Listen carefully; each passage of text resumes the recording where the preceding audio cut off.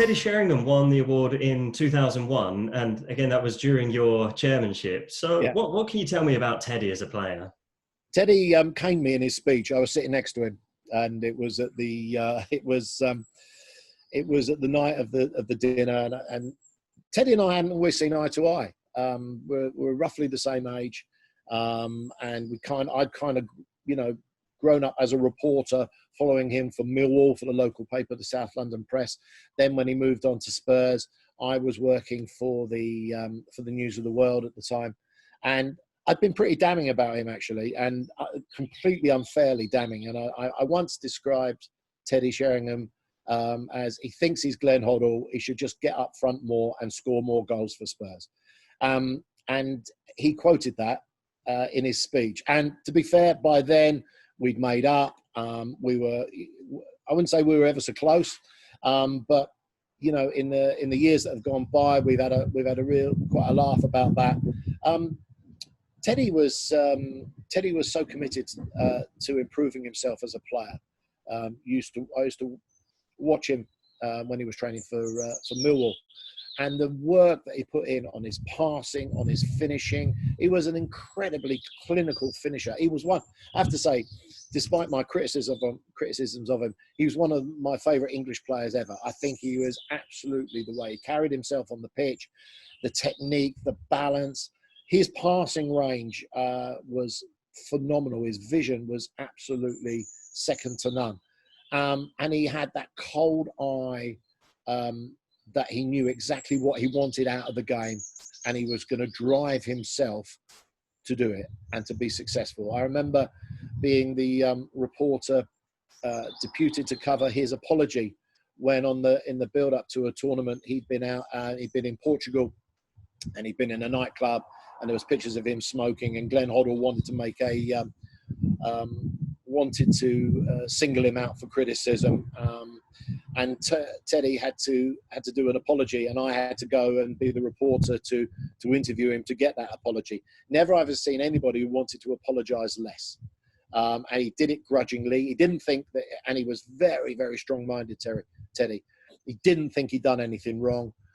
He didn't think that he deserved to be made a scapegoat, and he did it through gritted teeth. And I when the tape recorders were off and the notebooks were put away, I said to him, "You don't like that, do you?" He said, "No, I hate it." He said, "I absolutely hate it." He said, "I didn't do anything wrong." He said, "I would never do anything wrong." He said, "I'm going into a tournament. I want to be at my very best. And if the manager thinks that I would do anything to jeopardise that or endanger that, then he's an idiot." And he's talking about Glenn Hoddle at the time. And Glenn Hoddle was, a fantastic player, Spurs legend as well.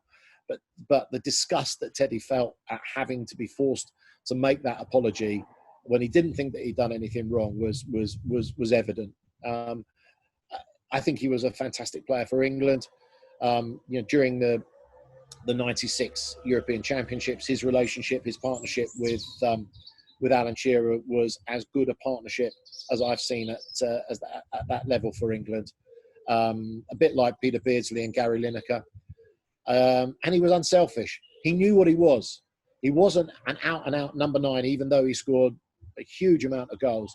I think he took as much pleasure in a perfectly weighted through ball that set up, say, Alan Shearer for England in 96, than actually scoring. But don't get me wrong, he loved scoring goals as well. And he made a huge difference to Manchester United. He gave them something else. He gave them an extra level, I think, when he moved to Old Trafford. And, thoroughly deserving of all the accolades that he ever got, and, thoroughly deserved to be our Footballer of the Year. He had a incredibly long career as well. Is that testament to his professionalism? Teddy was the ultimate professional. He never carried an ounce of weight. He trained.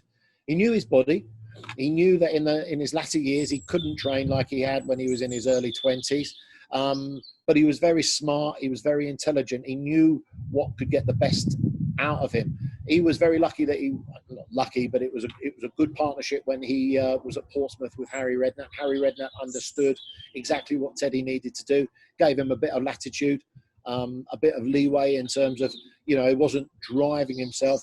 And he played, I think, into his 40s, and was still, didn't carry an ounce of weight, still was supremely confident on the ball, didn't have the legs, was never the quickest anyway, but knew how to read the game. And that's again, another person who personifies football intelligence. He had the great instincts and he had a great mind to read a match. He knew where to be, he knew how to receive the ball. The ability to take the ball on the half turn and to have the vision to know exactly what he was going to be doing 2 or 3 moves down the line was personified Teddy.